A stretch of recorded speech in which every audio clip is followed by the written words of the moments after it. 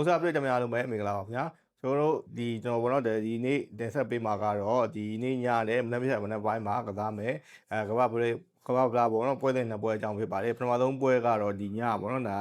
တနင်္ဂနွေပွဲမှာရှင်းပြိုင်ကစားကြမယ်ဒါကနေဒါတင်းနဲ့ဒါဘောစနီးယားတင်းတို့ရဲ့ပွဲတွေဘောနော်နောက်တစ်ပွဲကတော့ည9နာရီမနေ့ပေါ့နော်ဒါမနေ့9နာရီပွဲမှာကစားမယ်ဒါအမေရိကန်နဲ့ပါရာဂွေးတို့ရဲ့ပွဲတင်တို့ပဲဖြစ်ပါတယ်ဒါပထမဆုံးအနေနဲ့ကတော့ဒါတနင်္လာပွဲပေါ့နော်ဒါကစားမယ်ဒါအင်ရှင်ကနေဒါနဲ့ဘောစနီးယားတို့ရဲ့ပွဲတွေပေါ့နော်အင်ရှင်ကနေဒါကတော့ခြေသွမ်းပိုင်းရအရင်ကြီးတော့အကောင်းကြီးတော့မဟုတ်ဘူးပေါ့နော်ဒါပေမဲ့ဒါအင်ရှင်အားလာချက်ကိုသုံးချပြီးသူတို့ဖွင့်ပွဲမှာဒါနိုင်ပွဲရဖို့ကြိုးစားလာမှာဖြစ်တယ်ပေါ့နော်ဒီအင်ရှင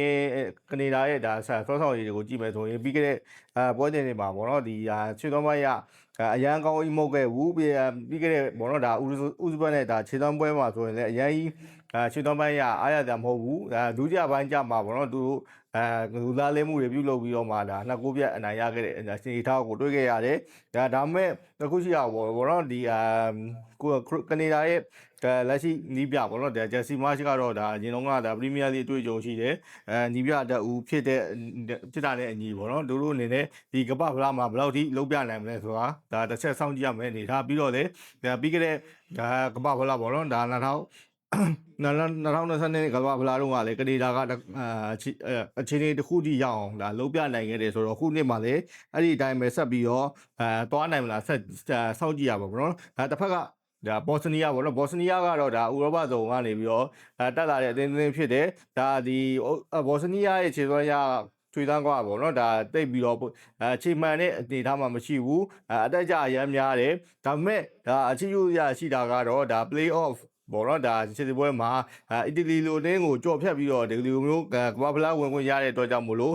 ့ဘော့စနီးယားရဲ့ခြေသွမ်းကိုအတိမတ်ဖြူရမှာဖြစ်တယ်ဘော့စနီးယားမှာတော့တရားဝိုင်းတိုက်စစ်မှုကြီးဒီစီကိုကဒါဆက်ပြီးတော့ဥဆောင်လာဖို့များတယ်ဘောနော်ဘောဒါပေမဲ့ဒီလက်ရှိအသင်းတွေထဲမှာတော့ဒီဘော့စနီးယားကအားနေတဲ့အသင်းလို့ပြောလို့ရတယ်ဒါပေမဲ့ဂျပန်ကကနေဒါကလည်းဒီအေရှင်ဖြစ်တာတခုလောက်ပဲအားလာချက်ရှိတယ်ဒါချွေသွမ်းပိုင်းရအားရတရားမရှိတဲ့အသင်းလည်းဖြစ်တာကြောင့်မို့လို့ဒါဘယ်အသင်းနိုင်ရမလဲဆိုတော့ဆက်ဆောင်ကြည့်ရမယ်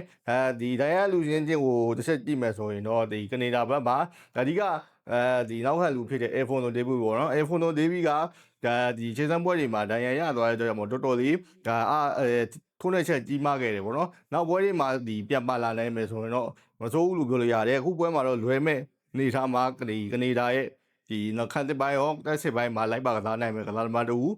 ဆုံးရှုံးသွားတယ်လို့ပြောလို့ရတယ်ဘော့စနီးယားဘက်မှာကတော့ဘောနော်ဒီတာဘာကိုဘေးပေါ့နော်ဒီကစားမတစ်ယောက်လောက်ပဲလွဲမဲ့အနေထားမှာရှိတယ်ဆိုတော့ဒီဘော့စနီးယားကတော့ဒါလူဆောင်တက်ဆုံးပွဲထုတ်ပြီးတော့ဒီပွဲကိုရှင်းပြိုင်လာဖို့ရှိနေတယ်ဒီလိုအနေထားမှာပေါ့နော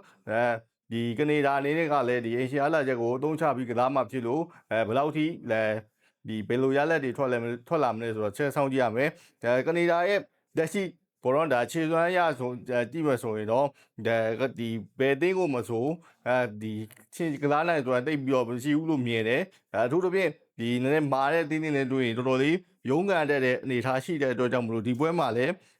ဒီကနေဒါအနေနဲ့ဒီတစ်ဖက်မှာဒီအင်ရှင်နဲ့တွေ့တဲ့အတွက်ကြောင့်မို့လို့ပိတ်ကစားလာမဲ့ဘော့စနီးယားကိုကြော်ပြတ်နိုင်မှုခတ်တယ်ဒီဘော့စနီးယားကလည်းတိုက်စစ်ပိုင်းကအလောက်ကြီးအားရကြမကောင်းတဲ့အတွက်ကြောင့်မလို့ပြီးပြန်လည်သွင်းကိုတွေတိတ်မြင်ရပွဲမရှိပဲနဲ့ဘိုးဘွဲတင်ပွဲဖြစ်ဖို့များပါတယ်ဗျ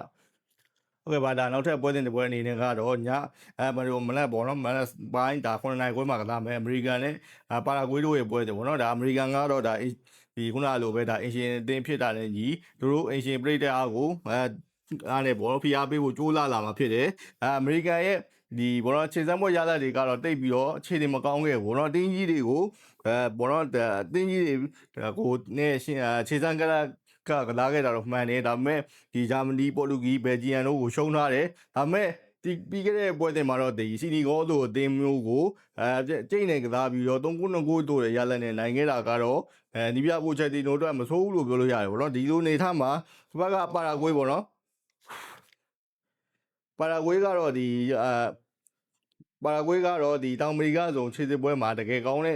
သင်းတွေမှာပါဝင်တယ်ဘောနော်အထူးသဖြင့်ခန်းစင်ပိုင်းအတော်လေးကြစ်လက်ပြီးတော့ဒ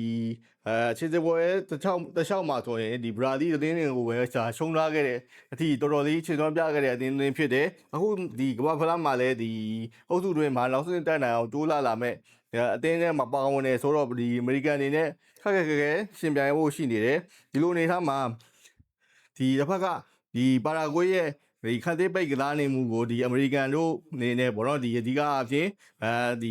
ပူလီစစ်တို့မကန်နီတို့ဥဆောင်လာမဲ့အမေရိကန်တိုက်စစ်ကဘယ်လောက်ထိလုံးပြနိုင်မလဲချက်ဆုံးကြည့်ရမယ်အနေထားပေါ့နော်ဒီလိုအနေထားမျိုးမှာ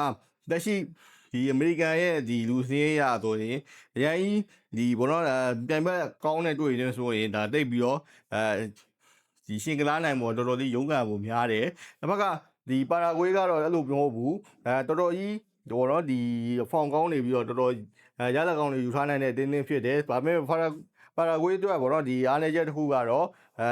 ဒီကတိုက်စစ်ကလားဖြစ်တဲ့ NC ဆိုဘောနော်ဒီသူတို့ခြေစမ်းပွဲမှာဒီတန်ရရသွားတဲ့အတွက်ကြောင့်မလို့ဒီပွဲမှာပါဝင်နိုင်မှာမဟုတ်ဘူးဒါကြောင့်မို့လို့ဒီပါရာဂွေးအနေနဲ့တိုက်စစ်ပိုင်းအားနေချက်ရှိလာနိုင်တယ်တစ်ဖက်ကဒီအမေရိကန်အနေနဲ့ကလည်းဒီတိုက်စစ်ဖွင့်ကစားမှာမှန်ပေမဲ့ဒီလိုမျိုးတော့ဒီတောင်အမေရိကဆိုခြေစပွဲမှာတော့တိတ်ပြီးတော့ဂိုးမပေးခဲ့ရတဲ့ပါရာဂွေးလိုအသင်းမျိုးကိုဒီဘောတော့ဂိုးပြတ်တွင်းနိုင်ပေါ်ခန့်တဲ့အတွက်ကြောင့်မို့လို့ဒီပွဲစဉ်မှာတော့ဒီဘောတော့အဲ့ဒီဖြစ်တဲ့ဒီပါရာဂွေးနဲ့ရပ်တည်နေမှာဗျဟုတ်ကဲ့ပါကျွန်တော်တင်ဆက်ပေးခဲ့တာကတော့ဒီနေ့ညနဲ့မနေ့ပြန်မနေ့မှာကစားမယ်ကမ္ဘာဖလားပွဲတွေနှစ်ပွဲအကြောင်းပဲဖြစ်ပါတယ်ဒီမနေ့ပြန်နေမှာလည်းဒီပွဲတွေရှိနေတွေ့တဲ့အတွက်ကြောင့်မို့လို့ကျွန်တော်ညီကိုလေးဆက်လက်တင်ဆက်ပေးမှာဖြစ်လို့စောင့်မျှော်ကြည့်ကြဖို့ဖိတ်ခေါ်လိုက်ပါတယ်ကြည့်ရှုအားပေးခဲ့ကြတဲ့ပရိသတ်တွေအကုန်လုံးကိုကျေးဇူးတင်ရှိပါတယ်ခင်ဗျာ